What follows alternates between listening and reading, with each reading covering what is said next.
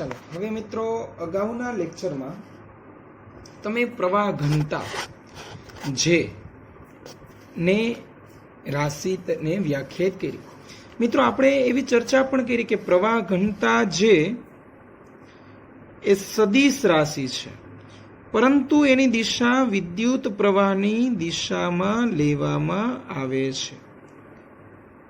हवे प्रवाह तमे कहेशो के प्रवाह तो अदिश राशि छे, तो मित्रों याद राखवानो छे मुद्दो तमारे के विद्युत प्रवाह आम अदिश राशि छे, परंतु एने दिशा पण होय छे। मूल्य तो होय छे पण दिशाए होय छे।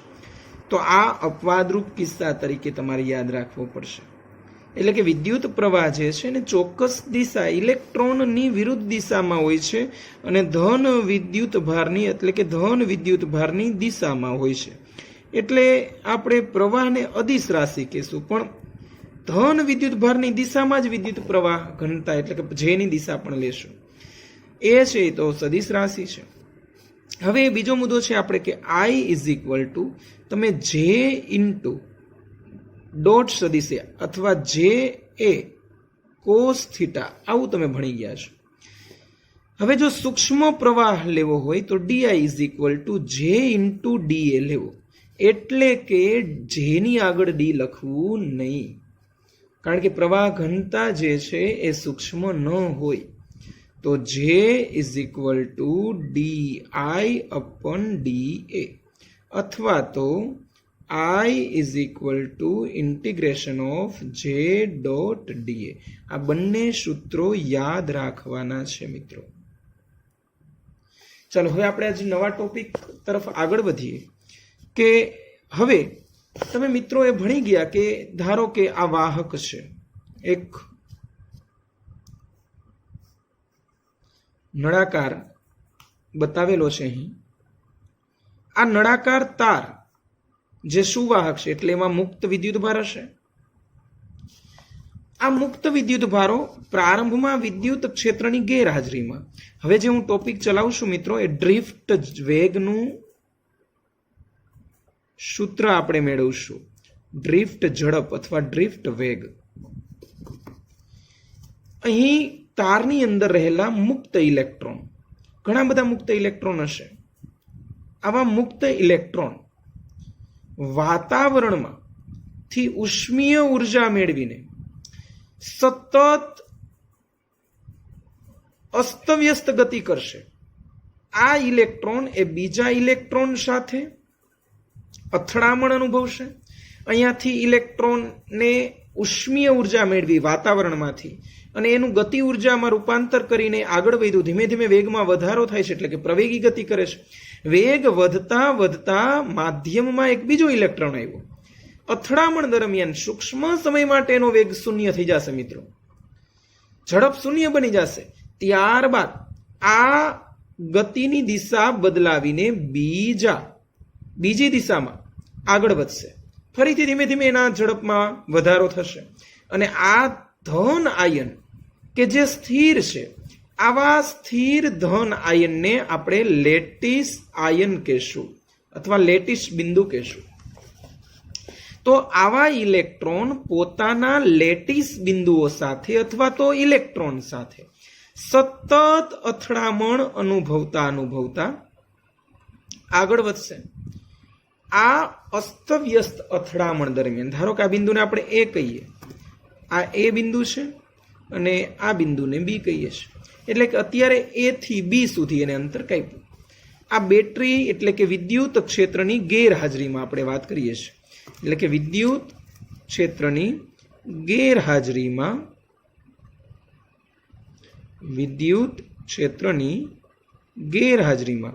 તમે જો કોઈ ચોક્કસ વેગ તો મેળવી નહીં શકો, કારણ કે સતત વેગમાં વધારો ઘટાડો શૂન્ય આવું થાય છે। તો આપણે સરેરાશ વેગ શોધશું।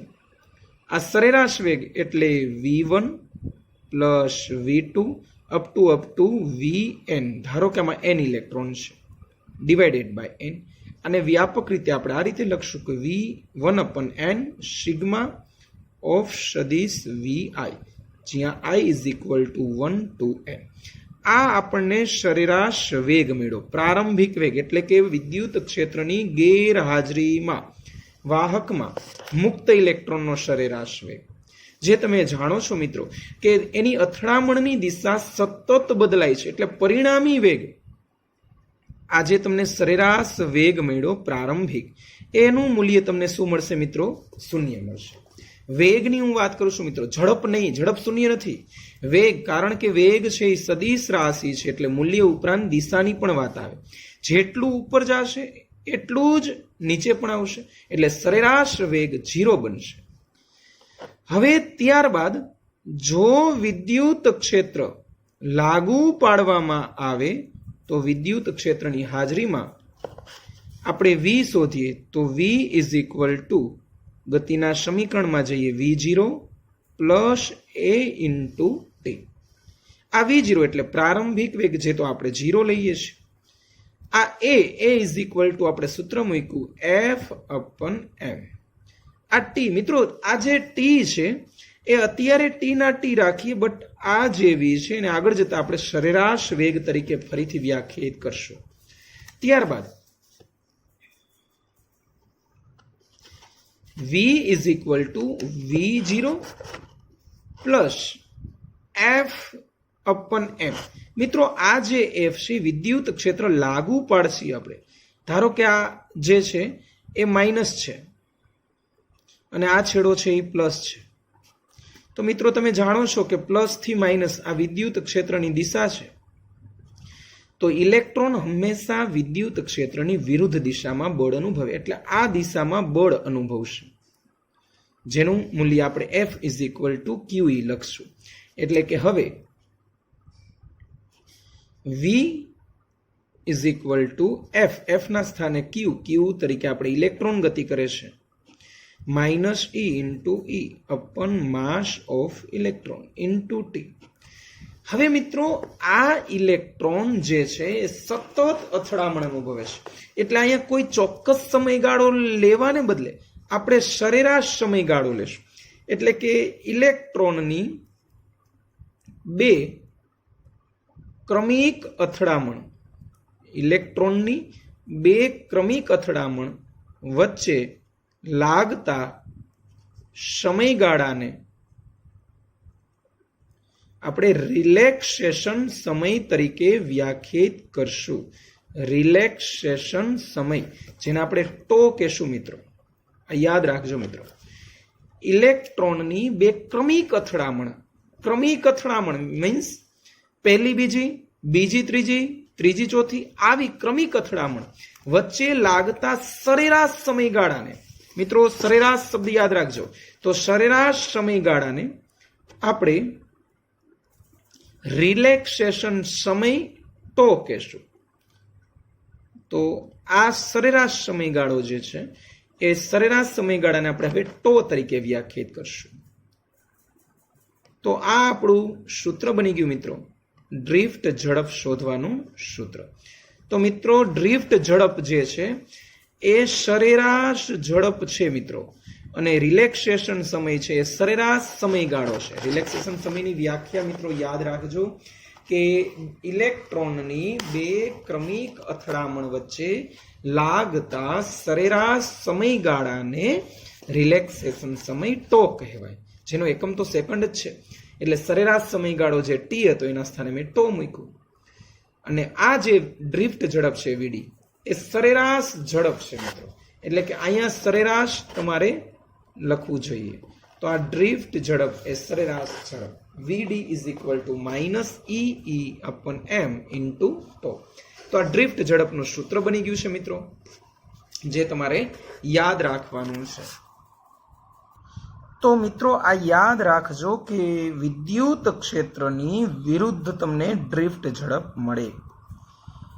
હવે ફરીથી એકવાર આ મુદ્દો સમજાવી દઉં તમને કે ડ્રિફ્ટ ઝડપ મિત્રો એટલે ઇલેક્ટ્રોને વિદ્યુત ક્ષેત્રની હાજરીમાં વધારાનું જે અંતર કાપ્યું, ધારો કે પહેલા A થી B જતો હતો, પણ આ ગતિ દરમિયાન હવે મિત્રો આ ગતિ કરતા કરતા ધારો કે થોડોક આગળ જશે, કારણ કે હવે વિદ્યુત બળ આવ્યું, એટલે આ B થી B ડેશ જે વધારાનું અંતર કાપ્યું, B થી B ડેશ, આ વધારાના અંતર દરમિયાન જે ઝડપ મળે છે એ ઝડપને આપણે મિત્રો ડ્રિફ્ટ ઝડપ કહેશું. યાદ રાખજો મિત્રો કે ડ્રિફ્ટ ઝડપ એટલે વિદ્યુત ક્ષેત્રની હાજરીમાં ઇલેક્ટ્રોને વાહકમાં જે વધારાના અંતર કાપવા દરમિયાનની ઝડપ છે એને આપણે ડ્રિફ્ટ ઝડપ કહીશું, જે સરેરાશ ઝડપ તરીકે પણ ઓળખશું આપણે. હવે આ જ ડ્રિફ્ટ ઝડપ જે છે એના થોડાક બીજા સૂત્રો મિત્રો મેળવીએ. તો મિત્રો હવે પ્રવાહ ઘનતા અને ડ્રિફ્ટ ઝડપ વચ્ચેનો આપણે સંબંધ મેળવીએ કે મિત્રો પ્રવાહ ઘનતાને વ્યાખ્યાયિત કરી દીધી આપણે, ડ્રિફ્ટ ઝડપ એટલે શું એ પણ તમે જાણી લીધું. હવે બંને વચ્ચેનો સંબંધ મેળવવા માટે આપણે એક આકૃતિથી સમજીએ કે ધારો કે એક તારમાં મેં એલ જેટલી લંબાઈ અને એ જેટલું આડછેદનું ક્ષેત્રફળ ધરાવતો એક ખંડ દર્શાવેલ છે. તમને અહીં વિદ્યુત ક્ષેત્ર દર્શાવેલ છે. વિદ્યુત ક્ષેત્રની વિરુદ્ધમાં ડ્રિફ્ટ ઝડપ હોય જે ઇલેક્ટ્રોનની હોય. હવે મિત્રો આ વાહકની લંબાઈ જે છે ઝડપ વીડી હોય તો અહીંયાથી અહીંયા પહોંચવા માટે ઇલેક્ટ્રોનની ઝડપ વીડી છે. ધારો કે અહીંયાથી અહીં પહોંચવા માટે લાગતો સમયગાળો મિત્રો ડેલ્ટા ટી હોય તો આ અંતર જે તમે એલ તરીકે લ્યો છો એલ ઇઝ ઇક્વલ ટુ ઝડપ ઇન્ટુ સમય, અંતર ઇઝ ઇક્વલ ટુ ઝડપ ઇન્ટુ સમય મળે.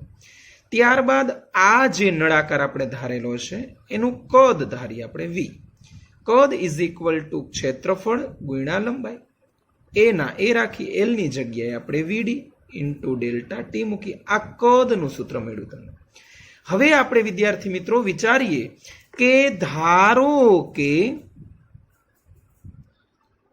એકમ કદમાં એટલે કે 1 મીટર ક્યુબમાં ઇલેક્ટ્રોનની સંખ્યા સ્મોલ એન હોય, જેને તમે સંખ્યા ઘનતા કહો છો. સંખ્યા ઘનતા એટલે એકમ કદ દીઠ સંખ્યા, કુલ સંખ્યા, જેને તમે સંખ્યા ઘનતા કહો છો. સંખ્યા ઘનતા સ્મોલ એન નું સૂત્ર મિત્રો યાદ રાખી લેજો, કેપિટલ એન અપન વી આ સૂત્ર છે. એકમ કદ દીઠ કુલ સંખ્યાને સંખ્યા ઘનતા કહેવાય. હા, તો ફરીથી આપણે ટોપિક પર આવીએ કે એકમ કદમાં ઇલેક્ટ્રોનની સંખ્યા એન હોય તો વી કદમાં કેટલી, એટલે કે આ ખંડ જે છે આ ખંડમાં ઇલેક્ટ્રોનની સંખ્યા ત્રિરાશિ મુજબ આપણે વી ઇન્ટુ એન આવું ભણીએ. તો વી એટલે એ વી ડી ડેલ્ટા ટી અને એન, એ વીડી ડેલ્ટા ટી અને એન આ તમને સંખ્યા મળી મિત્રો, ખંડમાં ઇલેક્ટ્રોનની સંખ્યા. હવે ઇલેક્ટ્રોનની સંખ્યા મળી જાય ત્યારબાદ આપણે વિદ્યુત ભાર શોધીએ, એટલે કે પસાર થતા વિદ્યુત ભારનો જથ્થો delta Q is equal to ક્વોન્ટમીકરણ વાળું સૂત્ર લેશું, એટલે Q is equal to N into A. N is equal to A VD N into delta T into ઈ આ તમને વિદ્યુત ભારનો જથ્થો મળ્યો. ત્યારબાદ આપણે વિદ્યુત પ્રવાહની વાત કરીએ તો પ્રવાહ જે છે એ સરેરાશ પ્રવાહ is equal to delta Q by delta T, એટલે કે ડેલ્ટા ટી સમયગાળામાં પસાર થતા વિદ્યુત ભારનો જથ્થો. તો ડેલ્ટા ક્યુ નું સૂત્ર અહીંયા મૂકી દઈએ, એ VD N delta T into ઈ ના છેદમાં ડેલ્ટા ટી કેન્સલ. ધેરફોર આઈ જે છે સરેરાશ પ્રવાહ એ શોધવાનું સૂત્ર આપણે આ રીતે લખશું કે I is equal to A VD N into E. તો હવેથી મિત્રો આ સૂત્ર યાદ રાખજો, આઈ બરાબર અવની, આઈ ઇઝ ઇક્વલ ટુ અવની, જે આ વિદ્યુત પ્રવાહ શોધવાનું સૂત્ર છે મિત્રો. ત્યારબાદ આપણે પ્રવાહ ઘનતાને હજી તો વ્યાખ્યાયિત કરવું છે. તો પ્રવાહ ઘનતા જે is equal to I upon A. Therefore I ની જગ્યાએ આપણે સૂત્ર મૂકી દઈએ અવની એ વીડી એન ઈ ના છેદમાં એ. ધેરફોર વની VD N E A cancel. Therefore J is equal to વની and I is equal to અવની. આ સૂત્ર મિત્રો યાદ રાખજો. હવે આ સૂત્ર ઉપરથી હજીથી આપણે એક થોડુંક નવું સૂત્ર બનાવી જ લઈએ હારે કે મિત્રો J is equal to તમે સિગ્મા ઇન્ટુ ઈ ભણી ગયા છો અને J is equal to VD into એની. આ બંને સૂત્રોને આપણે સરખાવીએ તો મિત્રો આ sigma is equal to VD upon e into n into e, આવું સૂત્ર મળ્યું.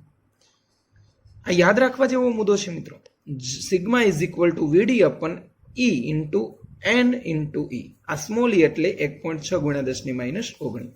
આ સૂત્ર ઉપરથી હજી એક આપણે આગળ વધારીએ કે અહીંયા સૂત્ર આપણે બીજું મેળવીએ કે જે વીડી જે છે એનું સૂત્ર તમે ભણી ગયા છો કે VD is equal to minus small e upon m into tau. તો આ વીડીની કિંમત અહીંયા મૂકીએ તો શું મળે છે જોઈએ કે J is equal to minus small e capital E upon m e into tau small n into e, એટલે કે J is equal to small n e square into e into tau upon m into e. J is equal to sigma E આપણે મૂકેલું છે તો J is equal to sigma into e n e square e tau upon m of e. E cancel કરી નાખીએ, therefore sigma is equal to n e square tau upon m. તો આ મિત્રો સૂત્ર બની ગયું જે ઇમ્પોર્ટન્ટ સૂત્ર છે, sigma is equal to n e square tau upon m e. એટલે કે સિગ્મા અને ટો એકબીજાના સમપ્રમાણમાં હોય. તો એટલે રિલેક્સેશન સમય, સિગ્મા એટલે વાહકતા. તો મિત્રો આ સૂત્રો બધા યાદ રાખજો, જે મેં બોક્સ બનાવેલા છે જેને હાઇલાઇટ કરજો. ત્યારબાદનું આપણું સૂત્ર વીડી અપન ઈ એટલે શું મિત્રો? તો આ જે વીડી અપન ઈ છે એને આપણે વીડી અપન ઈ ને આપણે મ્યુ કહેશું. ના, મ્યુ એટલે મોબિલિટી. તો મ્યુ ઇઝ ઇક્વલ ટુ વીડી અપન ઈ એટલે કે આની વ્યાખ્યા આપણે યાદ રાખીએ કે એકમ વિદ્યુત ક્ષેત્ર દીઠ કોઈ ઇલેક્ટ્રોનના ડ્રિફ્ટ ઝડપને તે વાહકની મોબિલિટી કહેવાય. મોબિલિટી એટલે મોબાઈલ. મોબાઈલનો મતલબ થાય ગતિશીલતા. મોબાઈલ એટલે ગતિશીલ. તો મોબિલિટી એટલે ગતિશીલતાનો ગુણધર્મ. મ્યુ ઇઝ ઇક્વલ ટુ વીડી અપન ઈ. મ્યુનો એકમ બનાવીએ. વીડીનો એકમ શું બનશે મિત્રો? મીટર પ્રતિ સેકન્ડ. અને ઈનો એકમ વોલ્ટ પ્રતિ મીટર. તો આ મ્યુનો એકમ બનશે મીટર સ્ક્વેર પ્રતિ વોલ્ટ ઇન્ટુ સેકન્ડ. તો આ મ્યુનો એકમ પારિમાણિક સૂત્ર એના એકોર્ડિંગ બનાવી લેજો. તો આ વીડી અપન ઈ જે છે ત્યાંથી આપણે આ સૂત્રને આગળ વધારીને આપણે ફોરવર્ડ કરીએ કે વીડી અપન ઈ ના સ્થાને મ્યુ મૂકી દઈ તો sigma is equal two mu into NE. તો આ બીજું સૂત્ર મળ્યું જે વાહકતા અને મોબિલિટી વચ્ચેનો સંબંધ દર્શાવે છે મિત્રો. Sigma is equal two mu into NE. તો મિત્રો આ હતું આપણું ડ્રિફ્ટ ઝડપને લગતા બધા સૂત્રો.